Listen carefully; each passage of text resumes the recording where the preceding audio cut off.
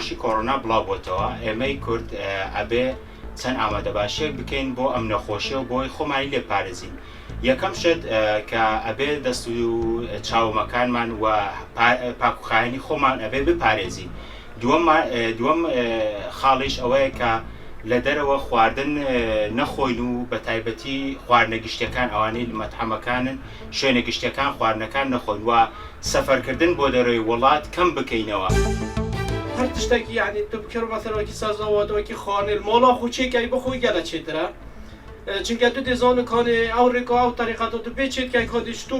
سەوزەوەتە شو تو بێچۆیتە چونکە تو دێ چێکای دی خۆوی شوی و دێ تەرتیبکەی و دۆ پێ نەخۆش نەکەوە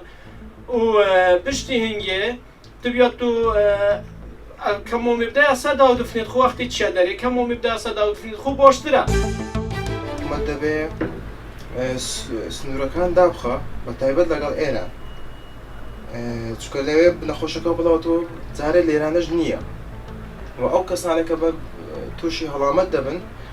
هەتا وەکو پێیان بگرە زووتر نێنە ناو خەڵکی یاخود بستە نەخۆشخانەکان بە